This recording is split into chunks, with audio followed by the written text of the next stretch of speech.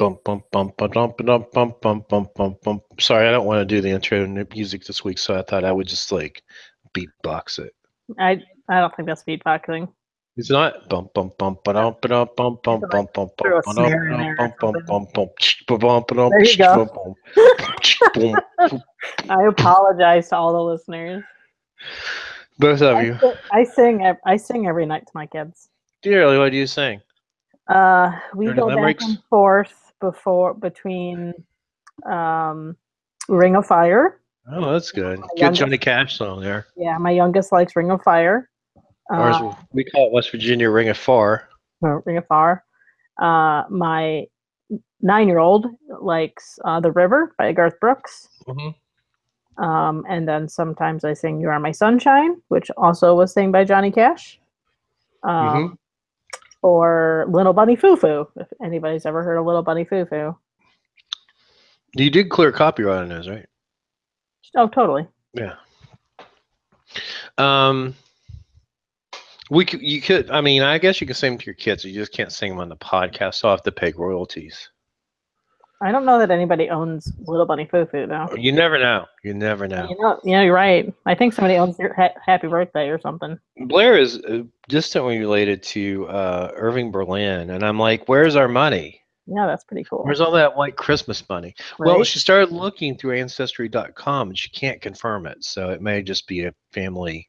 Maybe we're related then. Maybe you are. I never thought about that. You all do remind me a lot of each other. I hope that's a good thing. Hello and welcome to another exciting episode of Reboot It. Tonight joined by Amanda Berlin. Hi. And there's a bunch of conferences coming up.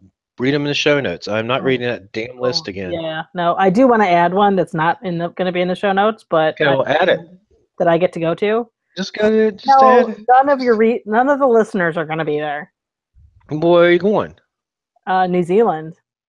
You don't know. I've got listeners in the UK that we've heard from. We could have listeners in New Zealand. Okay, maybe. We have listeners in Japan. If there are listeners going to besides Wellington, I will be there speaking.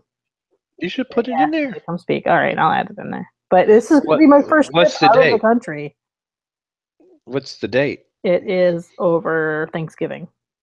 Oh. November 23rd and 24th. Okay, so you're still going to make it to Secure WV because that's the weekend before? I am. I will. Awesome. Okay, well, great. Yep, my conference calendar is. So I told myself that I would be better this year because last year I went to like 14, and this year is not looking any better. I go to like 3 conferences a year, and I'm like, man, that's just killing me. By October, I'm like just tapped out. Like I don't want to go to anything else.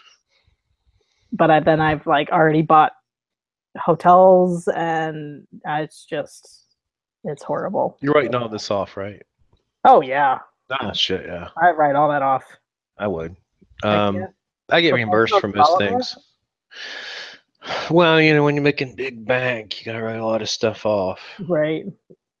So you switched jobs. Did we ever make that formal announcement? No, we did not. Because this is like, we missed a couple weeks. School started and my life fell apart. So this is my second week there. How's it going? Going really well. I'm glad, because it sucked if you came on and said they're a bunch of assholes. I know, right? I don't know if it's true or not, but I mean, everyone listens to this podcast. I don't know why you doubt that they. I'm sure they do. I'm sure they. So that's cool. Yes. You have to go there, or remote. I go in like once a week ish. Next week I'll be in there 2 or 3 days. Yeah. Just because it works out that I don't have the kids 2 nights next week, so I'll go in for 3 days. That's cool. Yeah, it's they're really supportive for all the ideas that I have, and they're all really super nice. And so, what ideas do you have? I'm kidding. So that is awesome. New job, going to New Zealand. This is your first time out of the country. Yes, like it's gonna. And they speak English too. That's good. I know. I've been to Trinidad. It's the only time I've been out of the country, and they speak English too. But if they talk real fast, you can't understand them. Yeah, And then I have like enormous guilt because I'm leaving my kids It'll be again. fine. It's just No, Thanksgiving. It's not like it's anything special or I anything. know. You'll have more, maybe. Don't worry about it. I feel like such a bad mom sometimes. You'll have to take them with you. Say, Fuck kids, this that. is where they filmed The Hobbit. I would love to take them with me, but it's like $2,200 a ticket, and For the flight, 25-hour trip. it's one of the longer flights. We hired a guy from, I think, pretty sure he's from New Zealand. And he took the longest flight, the longest commercial flight there is in order to get here for his first day at work. Oh, that was just actually for the interview. So I had to fly here, longest flight in the world, and then fly back. That's crazy. At one point, you stop going west and you're going east. That's interesting. So you're not worried about the whole North Korean thing? No, You're not going to Guam? no. I think he refueled in Guam. No, I've yet to worry about anything Well, I mean, North Korea is a horrible place, but I've yet to worry about them as a threat. That's what Sony said. But no bump. So anyway, I guess we should talk about these stories. I always want a podcast where people sit and talk about nothing. It's like Seinfeld. What's it about? It's a podcast about nothing. Do you know Aaron Lint? Yeah. Okay. He and I are throwing around the idea of doing a podcast because, I mean, I don't have enough projects as it is. How many podcasts are you on now besides this one? And well, breaking into security and so I just did Break Sec yesterday, and then I'm doing another episode tomorrow. Damn, you all putting it out. Yeah, and then this one today. So I've done 3 podcasts this week. I just signed up. I'm going to be on Security Weekly in November, I think. That's great. Yeah, they book you way out. Oh yeah. But we wanted to do a podcast just because we feed really well off of each other, and it would just be us bullshitting about info. And we don't? We do. But okay, I was hurt. Structured. This is more structured than what we're gonna do. I understand. You want the podcast that goes completely down the rabbit hole. Oh, it's gonna be horrible. So that's awesome. Security Weekly is a cool podcast to do, and like I finally got the chance to do it. It was probably Valerie and I did it after the book came out. And okay. Yeah, they're great guys. And well, I know Larry pretty well. And we got to the end of the segment, and they were going into a break, and I was going to tell them how much I really enjoyed their podcast, and it was hell. And they all took their headphones off and laid them down. No one could hear me. That's great. Gus fanboying us. Yeah, I don't have time for this. Yeah. But really, that was like the podcast, and it still is. Oh yeah, I think Risky Biz is probably surpassed them. Well, no. No. I mean, I really like Security Weekly. I've been listening to it since like 2006. So. Well, because you still call it Paul.com. Well, shh! You're not supposed to say that. I don't listen to it as much as I used to. I just don't have time. It's hard to make time to do this podcast. I'm sitting here right now, trying to keep my eyes open. But I know that the 2 or 3 people that listen to this podcast probably would like that we do one. So I thought we'd birth this baby. Right. It might be ugly, but it's something. So, did you hear about the WannaCry guy? What's his name? I did. Apparently, they figured out that there were so many fraudulent transactions to his legal relief fund that they basically just had to refund it all. But it's all Bitcoin. Like, how can you prove they're legitimate or not? I don't know. I was going to ask the reporter who did this story to come on the podcast, and I forgot because I think he needs some forewarning. But It's hard. He's very busy. It's hard to book, and so. Yeah. But yeah, I'm sure he could shed a lot more light on that.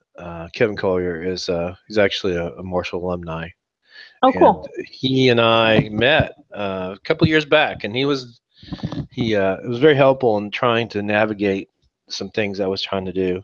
But anyway, yeah, I don't know how he proved that it is legal or illegal.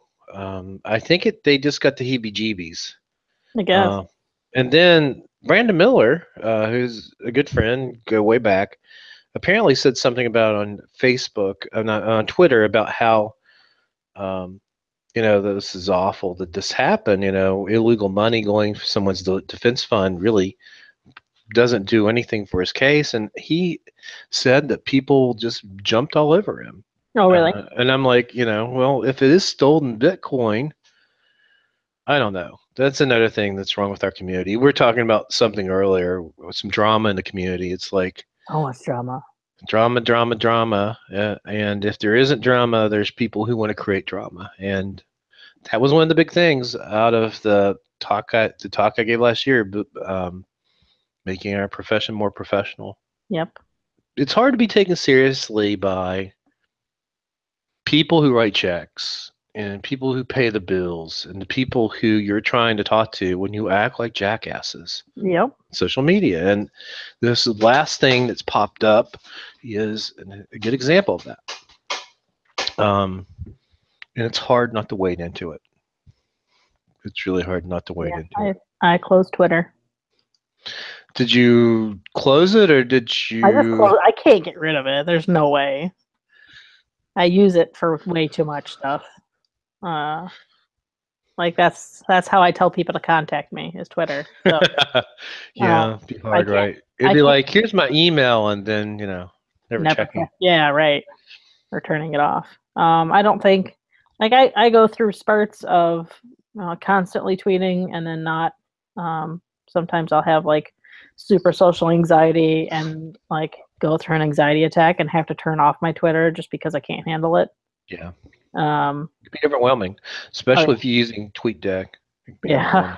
It's like drinking from a fire hose. Yeah, my TweetDeck's very customized, as I'm sure most people's are, and I have different columns for different purposes and different groups for different purposes, and it even filtered down to that, it still can be very overwhelming.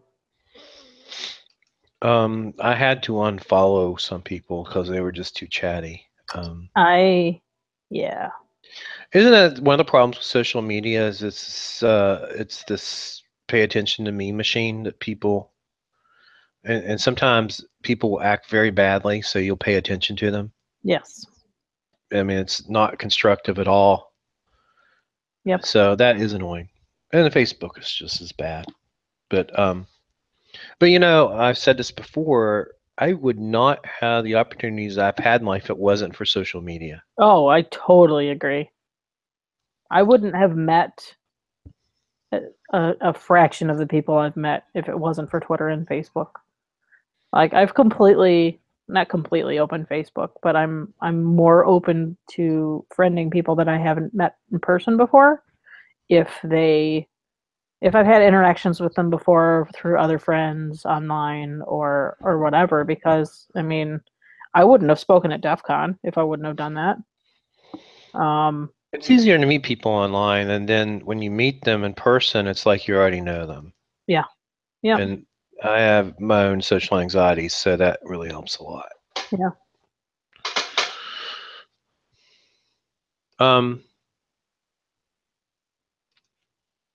So anyway, if you read the story, fraud forces WannaCry Heroes Legal Defense Fund to refund all donations. So are they continuing to take? Did they set up another? I mean, Tara Wheeler was really instrumental in getting this going, and then I'm not even sure what's going on with that case right now. Yeah.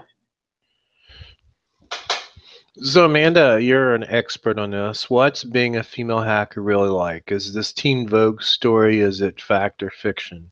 I saw that. That's a malware unicorn. Yeah. I mean, she's legit super smart. But I don't know. I don't really consider myself that different from the majority of people, I guess. Just because you're a girl, it doesn't make it different. I don't know. I seem to have a unique outlook on some of those things just because I try to not ever involve myself in things that are like Gender politics. yeah. So like you should come speak on our podcast about women in infosec or being a minority in STEM or blah blah blah blah blah. I couldn't care less. Jason Street said that women invented this community. He's talking about Ada Lovelace, and women led us into it. So we can have a discussion about women in tech, but women basically founded computer programming. Yeah. Ada Lovelace. Oh my. Different industry. Grace Hopper. I mean, look at all the women, the pioneers that have come, and I don't know. Are we making something out of nothing? I don't know, and I really don't want to wade into it. But I thought that was an interesting story. Team Vogue really has been with it. They're doing some of the best journalism out there, huh? Like whether it's whether it's for a girl or not, I could see it getting, because I didn't know this was such a big community or such a thing up until like 4 or 5 years ago. Well, I mean, it still is kind of a boys' club. But I enjoy it. Like I grew up in the middle of nowhere on a farm. All my friends were guys. I played football during recess. Are you Pam Poovey? Basically, no. Like that's me, legit. Blues. Yes, that is my TV persona is Pam Poovey. She's my hero. But like I've always been a tomboy, so it's easy for me to I have thick skin. I let stuff roll off my back, and I just kind of put my head down and work and don't think about all of this shit that other girls sometimes worry about. I don't know. I don't think anyone's saying they don't have the right to feel the way they feel because that's them. It's not us. And I'm not refuting the fact that there's sexism out there. There totally is. Like I've run into it several times, but it's never really held me back, I guess. Yeah. I mean, all the people that have shown me that side, I've either been smarter than or have gotten smarter than, so I can just kind of plow them over and not have to worry about their opinions. Yeah. When people start stuff like that, just say, well, when you write a book and it's published, come talk to me. Right. Yeah. So anyway, I think it's a good article either way. I think it's a good article, and yes, women need to understand that there are careers for them in InfoSec, and please, we need more women in InfoSec. Yeah. I say that all the time to my classes, and we've gotten more women in my classes. And we haven't. I mean, we have a different outlook on stuff. I mean, exactly. Yeah, it's. Just. I think that it's changing for the better. Yeah, the variety always helps. Variety and diversity in industry is good. So interesting. So if you're a girl or a female or a male or non-cisgender, want to get an InfoSec, read this story. So Chris Hagnegi, who we all give a lot of hell to. He's one of my favorite people in the world. I have been mistaken for Chris a couple times. I don't know why. He's much prettier than I am. So he started this foundation called Innocent Lives Foundation. There's 3 links in the show notes. One to this is the CNN video interview he did. The second is a story from Tripwire, and the third is the actual foundation itself. So you've seen the interviews. the CNN interview, Amanda. So what do you think about this? I think it's amazing. Like, I love the work that him and his team does. Like, it's fantastic. If Yeah, they've been able to stop child predators and human traffickers, and stuff like that just through social engineering, OSINT, that kind of stuff. And well, they say they use legal hacking too. Do we know exactly what they're doing? OSINT, or are they also like? I mean, the whole legal thing is. I mean, he has a legit group of lawyers. I mean, because he puts on the social engineering CTF every year at DEF CON, and they like I participated in that 3 years ago, and they tell you like we've gotten all of this like okayed by all of these lawyers, so we know if you follow these rules and these are the only questions you ask, that these large corporations that we publicly go after aren't going to be able to sue you. Mm-hmm. Well, he also apparently has the support and cooperation of law enforcement, which also gives them way more leverage. Because one of the issues that happens with this, Anonymous has been doxing child predators for years. Is that they get in the way of ongoing investigations sometimes. So I think it's great. There's another organization out there I believe it's called the Underground Railroad Foundation, and they do the stuff worldwide. Which Chris does too. So more people work on this, the better it is. It's apparently a huge growing problem. I got a call from someone about 2 weeks ago, and we're talking about building some resources for children in West Virginia. And she said that the fastest growing crime in West Virginia is people trafficking their own children, I guess, for drug money. Holy crap. That's what I said. But anyway, yeah, it's happening. So it's everywhere. So go take a look at Innocence. I can't read or write or talk or anything. It is getting late. What? Can you read that for me, please? We unmask anonymous online child predators to help bring them to justice. No, down the name of the Innocent Lives Foundation. Innocent Lives Foundation? Yeah, go to the Innocent Lives Foundation, all one word.org, and give them some money if you're not a hacker.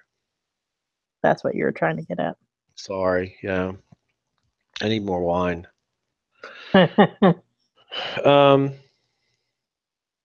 So let's go from sexism to talking about ageism. What? Yeah, ageism. Apparently, New Republic has an article saying that if you're older, if you want to get a really cool job in technology, and I think this includes InfoSec, it's hard if you're older. Amanda's opening the link to look at it now. Yeah, I kind of missed that one. Sorry. Well, there's so many stories this time. I'm sorry. Too much work. But I think there's definitely ageism in technology. I've seen it. I've seen it. In 2003, whenever my job ended at one law firm, I had a hell of a time getting a job in another law firm in technology. I think mainly because of my age. So I wonder, like, this is my thought on it, because that, like, we're in the divide where the older people currently did not grow up with that technology. Well, I just think that if you're younger, you're seen as being hip and with the technology, being ahead of the curve. If you're older, they can't. If they look at me, they're going to think I'm like 30 or something, right? 30 or 40. Yeah, so I've got a shot. But, I think I know somebody right now who's been looking for a job for a long time, a couple of people. And I think the main problem they have is that they're older. They have skills. They have credentials. I think their only thing holding them back is that maybe. I just wonder though if those, like, if sometimes it's the in-person interviews too, maybe, like sometimes they're set in their ways with. Yeah, that happens too. You know, when you go to work for a new place, you kind of have to adapt really well. Yeah. And not be old and crotchety. So. Well, I've gone on assessments where, like, the webmaster claims to have been a webmaster since the 1970s. There was no such thing. So I guess they ran the gopher system. I don't know, but but they don't keep up sometimes. So I guess, we're painting people with a broad brush to say, and I'm sure this is like one of those things that's kind of in your psyche. If you're older, you're not going to be as hip to technology as if you're younger. Yeah. But yeah. I'm always going to be cool. I'm going to be like Betty White. I think I'm always going to be cool too because I'm not going to age anymore. Nope, I'm stopping right here. I'm going to pickle myself so that oh God. I'm already using enough skin. Mental image. I am already doing enough skincare routine to kill somebody. So I'm blessed with good genes. I am starting to get gray hair. Man, I found one the other day. I was not very happy. I'll be 54 in a few weeks, so I guess at least I have hair. 54, really? Yeah, I'm old. Oh, man, holy crap! I'm old, and my knees feel it. I finally decided to get my knees replaced, but that's good. I can't have the surgery until May of next year. Okay. Because the time to recover. Mm-hmm. And because, quite frankly, there's a waiting list. There's so many people who are getting the surgery that it takes that long after referral. So I think we're going to try to do referral in November and do my right knee, and then I don't know how fast they'll do my left knee. They like to wait a year or so after, but doing the worst knee first. Yeah. Completely off subject. Do you see where Anheuser-Busch is canning drinking water to help? You mean Bud Light?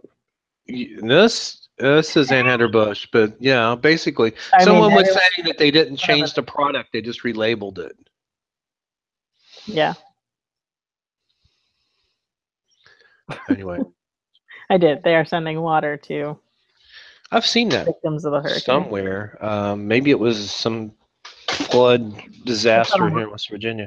Here's the thing: there's a lot of people like, don't give money to Red Cross.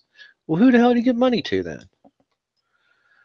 Why not? Why not the Red Cross? I don't know. They're like, well, the most of their money, the people claim that the money that was given to Haiti never was put on the ground and actually help people. So I don't know, but I'm like, if you're not going to give the Red Cross, who you give to? Yeah. I guess you should give to your favorite charity. Nathan, did you see the guy? Nathan did. Which Nathan? Hacking Hunger. Manana. Yeah. What's his last name? Dirty. Dirty.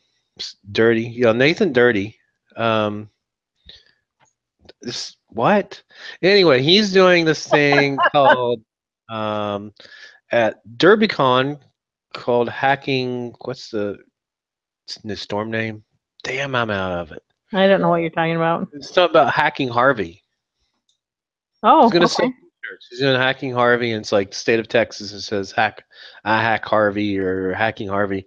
So they're going to give the money to local food bank. I think he's also making. This is your trigger warning T-shirts. Well, I don't want to know about that. Someone claims that they saw that before at DerbyCon, and that's the reason they're asking for. I want one now. I am a walking HR violation. You and Dave Kennedy. Holy crap. When Dave was at Diebold, they asked him to stop hugging everyone, apparently. Yeah. I can see that. They're like, this is probably a problem. He's like, I don't care. I want to hug people anyway. And I noticed that I do that too, because I'm so used to hugging people in the community. Like, I'll meet somebody at like some economic development conference and I'll hug them. I'm like, what the shit did I just do? Right? Yeah, because you never know. I hug everybody. Never know. So I'm a hugger too. I don't hug my students because I probably would get in trouble. Nah. Some of your students hug you. I don't think I've ever hugged a student. Bullshit. I've seen your students hug you. Who? Taylor beats on me, but Taylor no, hugs you. she does not. She hates to be touched. She's never hugged me. What? What you do with Taylor is if she really pisses you off, is you go over and you do the "I'm not touching you" thing because she hates to be touched. I know. Is she going to Derby? No, I don't think so. Damn it. I mean, she's getting degrees in criminal justice and psychology. She really isn't going to do security. She's going to get the IA certificate, but Yeah. she has not said that she's even interested this year going to Derby. So I don't know where she would get tickets. I mean, we've got. You have any extra tickets for me? Well, we've got 2 tickets, but they belong to the university, and I'm sure that they'll come up with some convoluted way of giving them out. So it's really up to the chair and the dean what they want to do with them. You should become a dean. I'd like just to have tenure. What do you need? Just more papers? Well, first of all, I'd have to be tenure track. I'm not tenure track. I'm not academic enough for them. So, anyway, enough about my problems. Now, what were we talking about? Old people. Old people can't get jobs in technology because they're old. Yep. So Putin saw the Pentagon Papers. Putin saw the Panama Papers as a personal attack and may have wanted revenge. So these authors are saying the whole hacking of the election was because of the Panama Papers, which exposed Putin's shady business dealings. And they wrote an entire book on it, which is interesting to me, and that's the reason I put it in there. Is I'm continuing to research this whole Russia hacked the election thing, and I think we're getting mounting evidence that it has happened. This is beyond the question of collusion of the administration. It also needs to be pointed out that collusion is not a crime. But they're probably going to hunt for what they're probably finding too is actually in the case of the Paul Manafort connection is probably some sort of financial thing, sort of like when I went after Al Capone. You know, he's a murderer, he's a bootlegger. They actually locked him up for tax evasion. Right. So we'll see what happens. Anyway, I thought that was an interesting way you guys threw it in there. Any do you have anything to say about the? I didn't read it because it's Washington Post, and what's the matter with the Washington Post? They don't let me read it. It won't let you read it. No. Why not? I don't know. It pops up and wants me to subscribe. Let's me read it. I'm not a subscriber. Oh, maybe it's because I have an it's because I have an ad blocker. I'm not turning off my ad blocker for Washington Post. Never mind. What I'll do is moved on. I'll print it out for you and I'll fax it. You have my shoes anyways. You have to send me my shoes. Oh, shit. I'll bring them to you. Remind me. I'll bring them to Derby. Derby's like. No, I figured either Derby or when I come to your house next. I'm so sorry. This place is such a mess. All right. It's like one of those things like, yeah, we've got Amanda's shoes. We really need to send it to her. I think you might have my earrings too. I can't remember. Oh, that's Blair. I don't know what we have here. That's what happens when there's a couple cats here too. Are they yours? Close. No, I only have one cat. I don't think you left. Well, at least it wasn't anything more embarrassing. Like you left your strap on here or something. Well, probably. Yeah. I thought I was missing one. Yeah. Well, Adrian was here.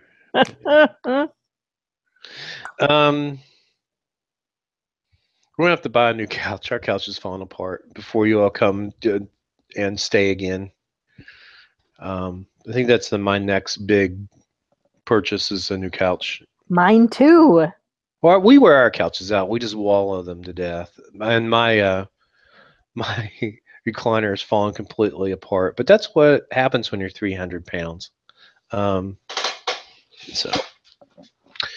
what kind of couch are you going to get? I'm getting a sectional. We have a sectional. It's pretty comfy, but we need a new sectional. So the couch that I have currently, when I moved out of my house that I was living with my husband in, I had no money, right? And I just kind of moved out and started from nothing, and I Yeah. had no furniture.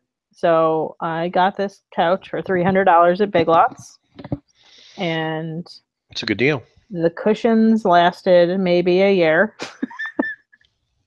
Well, you got what you paid for, right? because I slept on it for That's what's wrong with our couches. 3 or 4 months. Yeah.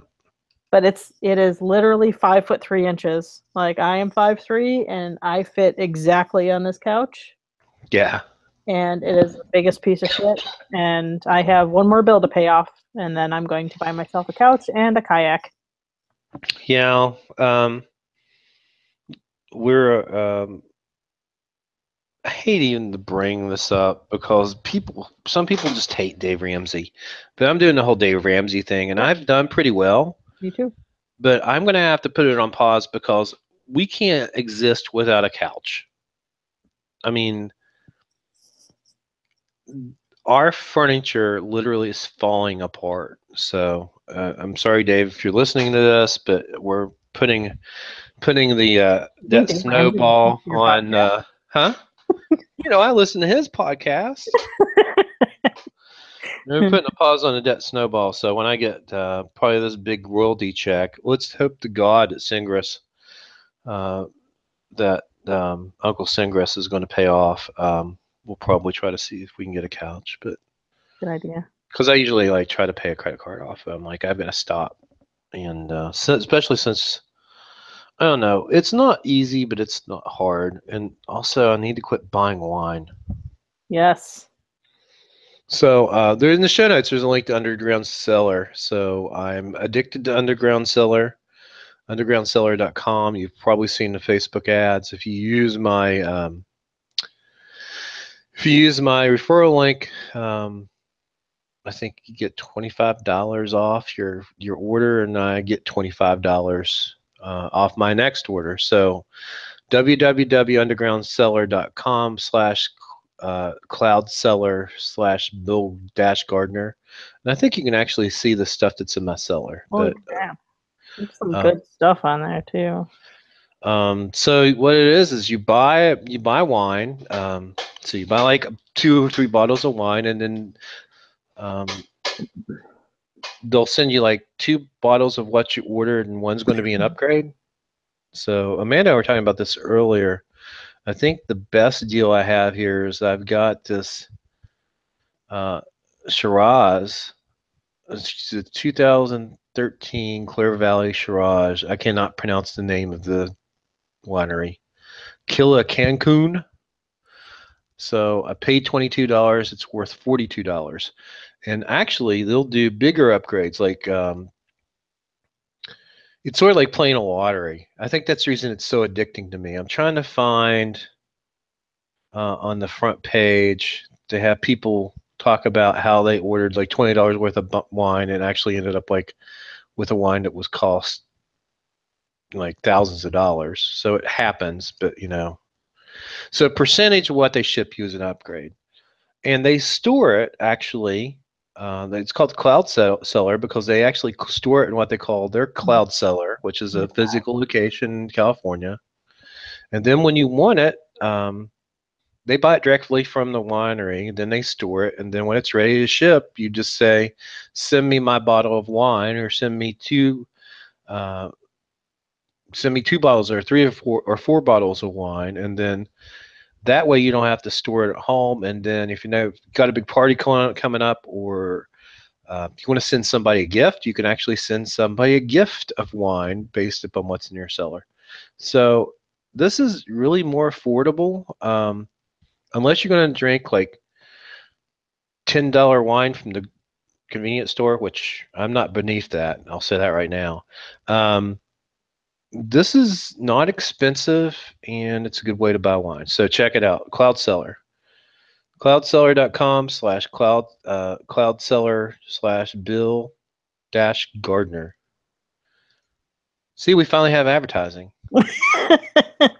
I don't know that that's advertising. Hey, it might actually get me some. What do you call that?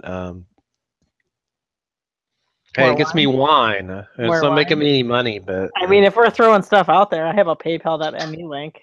Oh, what is it? /info sister. I have a PayPal link too, I'm sure, but no one's going to send me money. I've thought about telling people, like, if they feel like illegally downloading my book and not wanting to pay the full like $25 for it from Amazon, to like just send me $10 on PayPal.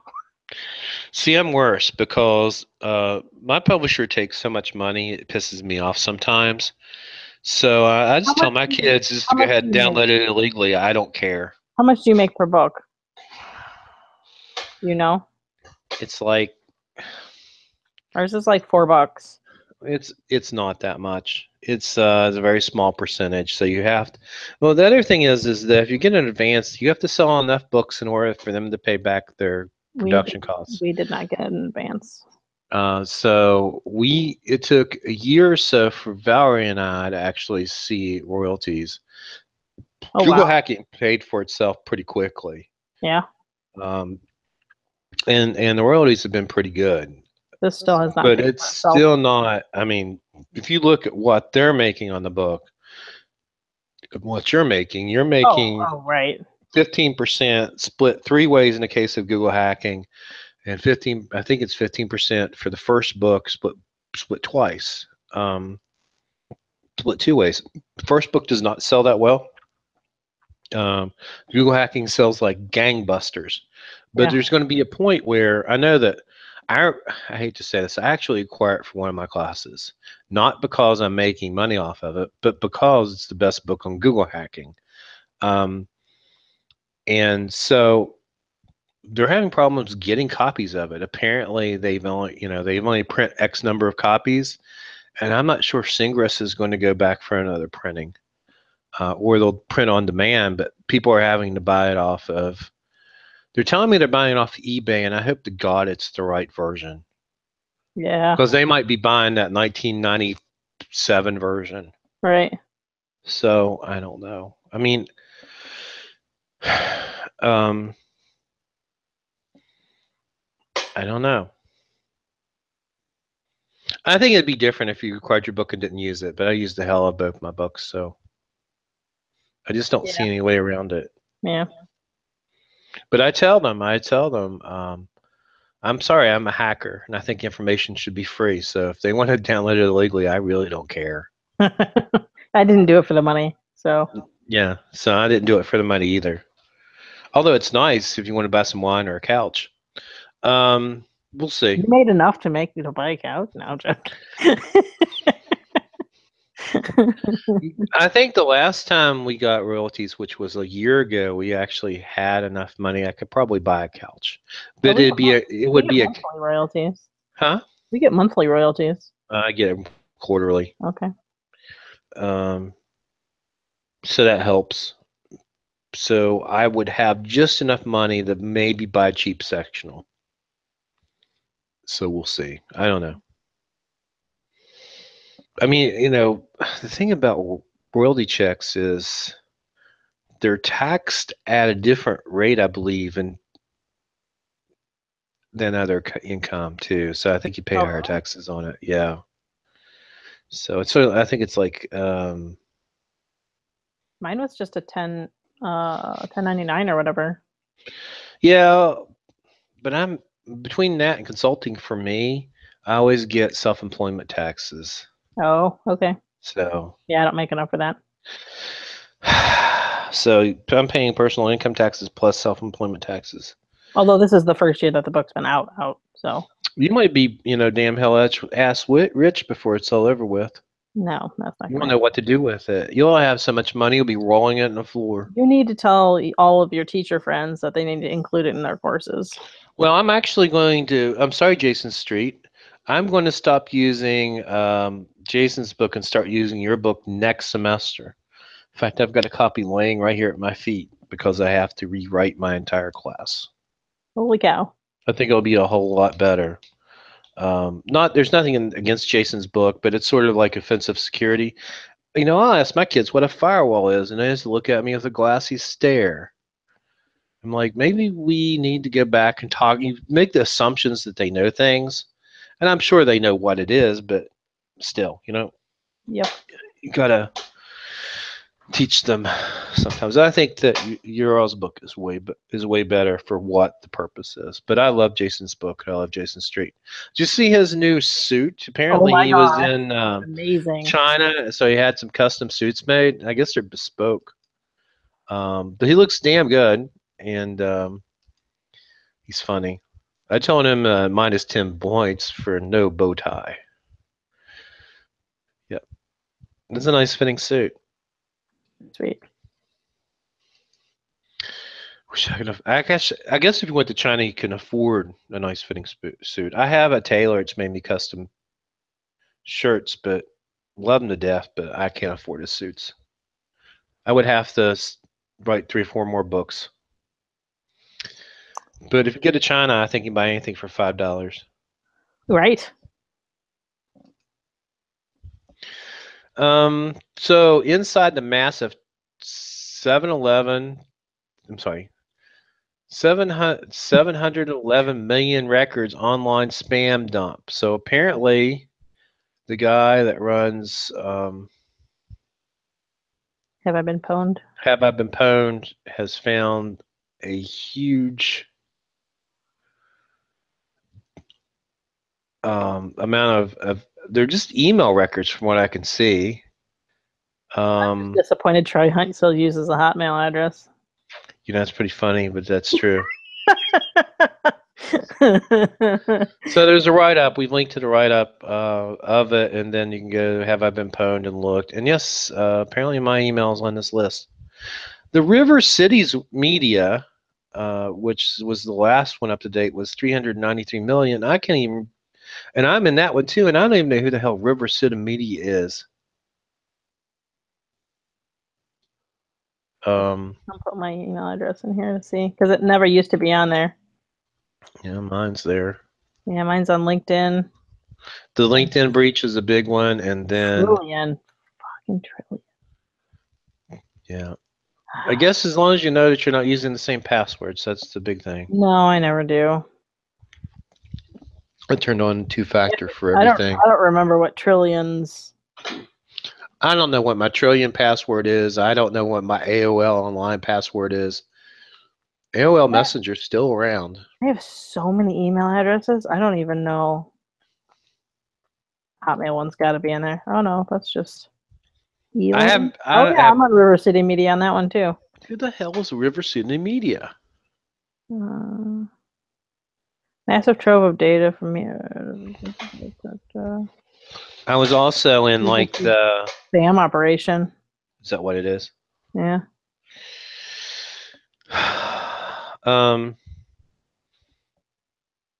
really surprised because my Hotmail one's the one I give out to everybody that I know I'm gonna get shit from.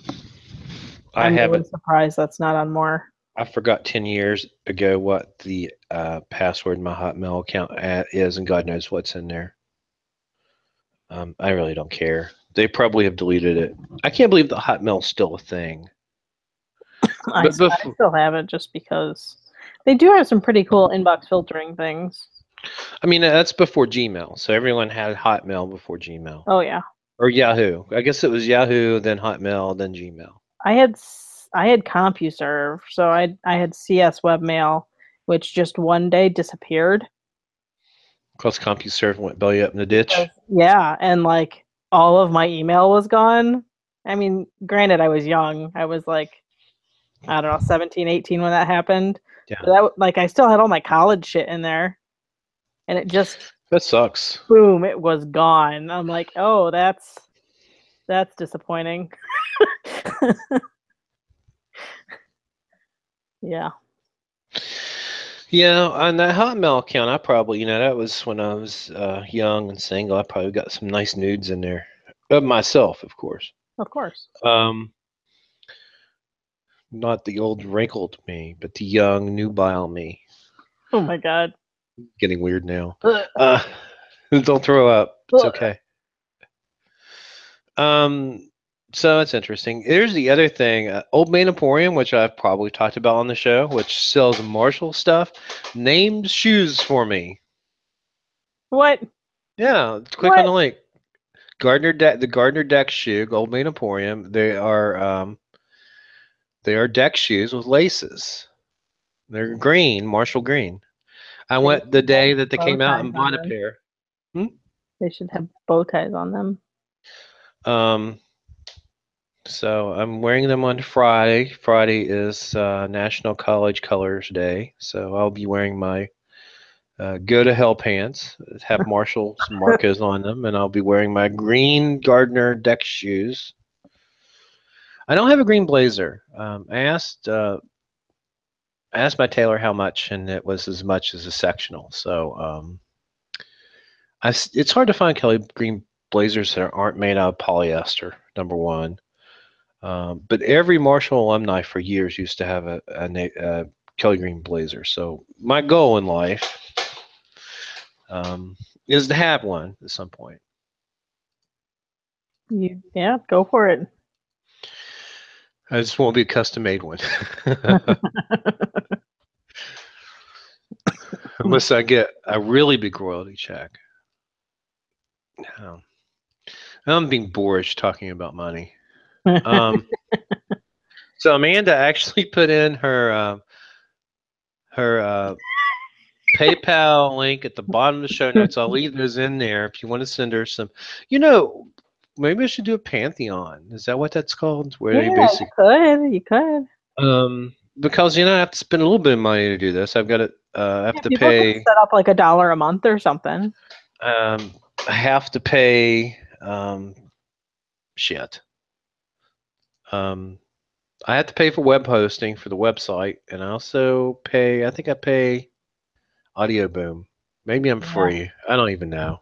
Yeah, there's a couple of them that you have to pay to be Yeah, listed so on. it's not a lot of money, but it's enough money that be In nice our to have it time, offset. like I bill at like $2.50 an hour, so Yeah, me too. And there's an hour of my time. So between both of us, someone owes us some money. right. I'm not doing all these podcasts all the time for free. Yeah. So how much does Brian pay you? Oh, lots. Lots of money. Lots and lots of money. The only thing that I want to say about upcoming conferences is the CFP for Secure WV HackerCon 8 closes September 1st. Nice. Um, I already put mine in. the other thing is the other CFP that closes September 1st is Skydog. And I submitted to Skydog this year and plan on going. So I it's can't. going to be easier if I actually get picked. I mean, I could go. I don't have kids that weekend, but I'm already going to 3 conferences in October. Yeah, I understand. October 20th through the 22nd in Franklin, Tennessee. I was going to swing down by Dave Ramsey's place. You should. I can't do my Det 3 screen, but I can go swing by and have some cookies, right? Yeah. But I think Matt Perry and I are going to go down. So it was his idea. I blame him. He's always good for getting me in trouble. It's like the first time I ever went to B-Sides Cleveland was like, Matt's like, hey, you want to go to B-Sides Cleveland? I'm like, sure. Maybe I should submit a talk. And I think that was actually my first conference talk with Brandon Miller. Okay. On building security awareness program, which turned into a book. But not with Brandon Miller, but with Valerie. I think Brandon Miller still smarts over that one. And that's because Valerie and I basically submitted very similar talks to DerbyCon 1. And he's like, hey, can you put these together? We didn't know each other or anything. And then. Oh, really? I thought you had worked together or something. No. And then we spoke together. It's kind of a mess because we weren't really good. She's a very exacting, kind of specific, organized person. And I'm not at all. I'm just a mess. So I think she tolerated me pretty well. But yeah, that's how we actually gave that talk at DerbyCon 1. I think we were track 1 in the first slot after opening ceremonies. Oh wow, good spot then. It was fine, except when Swartal showed up and tackled the shit out of us. Because he owns the social engineering company, yeah. and he had some disagreements. But Wynn's a very opinionated person. Love him to death. We became friends after that. That's how I met him. Was he heckling me basically? I mean, Lee and I we had never met each other until, well, like officially met each other. I guess he had seen me once, but like we never talked until we were like halfway done with the book. Really? Yeah, like DEF CON last year was the first time we ever met in person. Wow. And now we're besties. It's amazing. Once again, social media pays off, right? Yeah. Well, that was going to DerbyCon. Going to DerbyCon. Yeah. Yep. DerbyCon's opened up a lot of doors for me. Yeah, me too. And pretty much all of them. Yeah. And I was almost sad that I wasn't going to get to go this year because I've been to every one of my. I think I spoke at DerbyCon 2, not DerbyCon 1. We did didn't we do the panel at 2?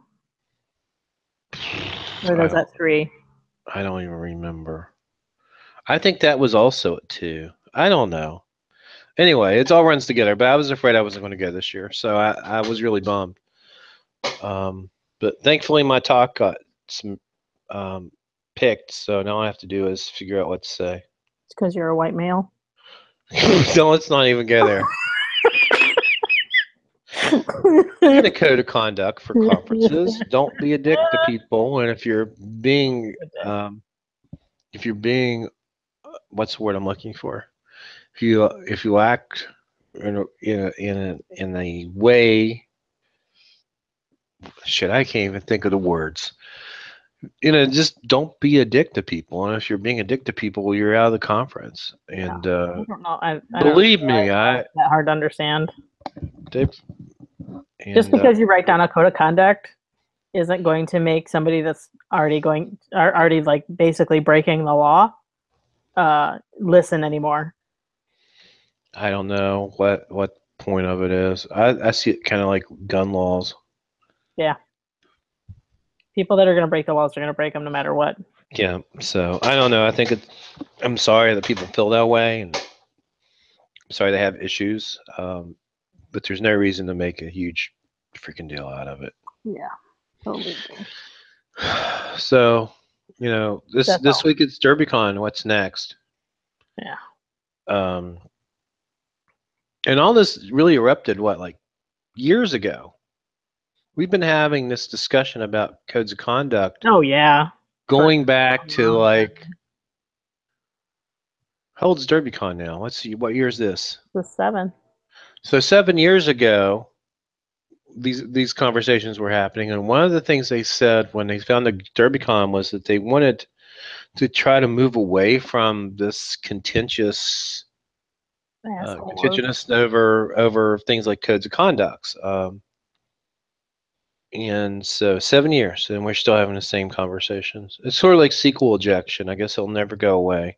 MSO 8067. Or blank essay passwords. They're around for forever. But now I'm bummed out. Oh, Jesus God. I look at Twitter and there's a discussion about COCs. Oh, it's all over. That's why to close it. It's all over Facebook, but that's just my friends making fun of it. So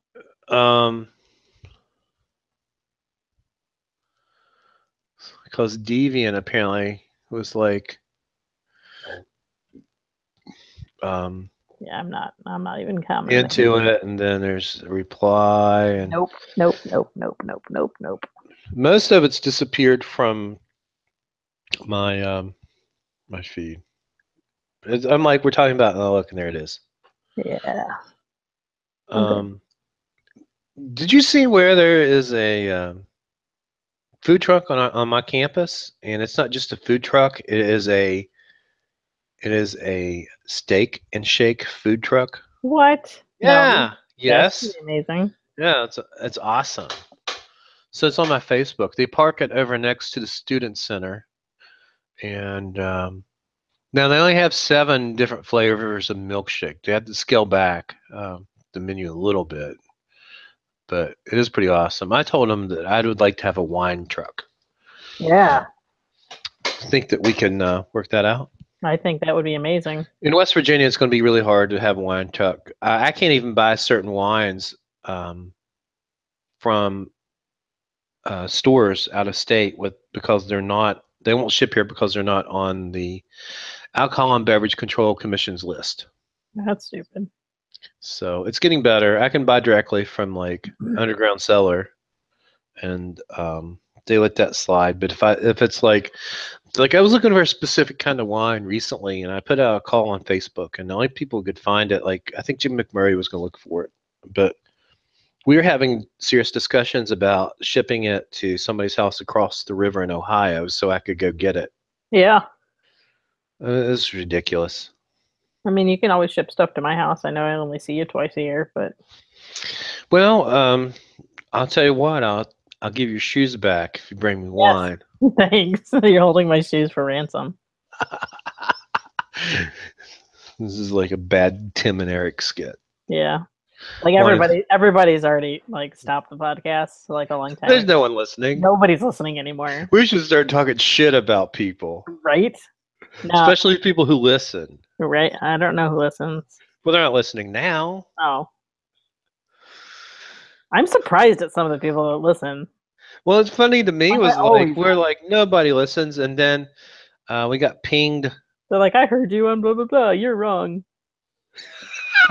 You gotta be shitting me. We got pinged out. We've got pinged from listeners in the UK. Apparently, we have a listener or listeners in Japan. If you look at the downloads, and we also have a lot of listeners in Russia. Maybe I should say Weave's name more. Yeah. Weave. That's horrible. Russian hacking. I'm kind of done with Weave at this point. Yes. When he said yep. Start picketing people's funerals, I was like, I don't think I'll be engaging him anymore. Yeah. In fact, when this academic article comes out that I'm getting ready to publish, he'll probably be pissed at me anyway. Because I call him out being a Russian troll, a Russian-controlled troll. Yeah. So we'll see. That's great. Anyway, so I appreciate you coming on. We've been on over an hour now. Right. And you probably have stuff to do. I'm just going to go. Well, I do have stuff to do, and then I'm going to go to bed. I'm going to go to bed too, I think, here. I don't even know if I'm going to put like intro and outro music on this. I'm kind of tired of it. Maybe I should write new intro and outro music. We could sing. Bum bum bum bum bum bum bum bum bum. I haven't played my trumpet in a long time. Oh, geez. There you go. Can you play Ring of Fire? I can play. I'm really good, so I could play whatever. Awesome. Cool. Well, we'll have to figure out what's in the public domain. I have a whole bunch of music still. Do you know anything about Irving Berlin? Yeah. That's more piano stuff, though. White Christmas? Yeah. I've played weddings and funerals and stuff. Really? Mm-hmm. Will you play at my funeral? Yeah. Awesome. Man, the hardest time I ever had playing, I played taps at a friend of mine's funeral that died. Oh, it's awful. Yeah, it was really, really rough. Like, I had a really hard time not crying while I was playing. I knew you played trumpet because I heard the time that you were on the Bob and Tom show. Oh my God, yeah. That was hilarious. That guy still follows me on Twitter. Really? Yeah. What was the guy's name? Oh gosh. Oh man, he's a comedian from Indiana. Yeah. Bob and Tom's in Indy, aren't they? Yeah, they are. Well, Tom retired, but it's still called the Bob and Tom show. So it's on the morning for you people who don't know. It's pretty interesting. I listen to it sometimes. I'm to the point now where I usually listen to CNN because I've got Sirius XM in the car. And, and they make me laugh so hard on Bob and Tom. I'm afraid I'm just going to wreck the car one day, and I don't know how to explain that to the insurance company. But anyway, I appreciate you coming on. If I should get off here. Thanks everyone for listening. We'll be back hopefully in the next week or so. Yeah. Good night, everybody. Bye.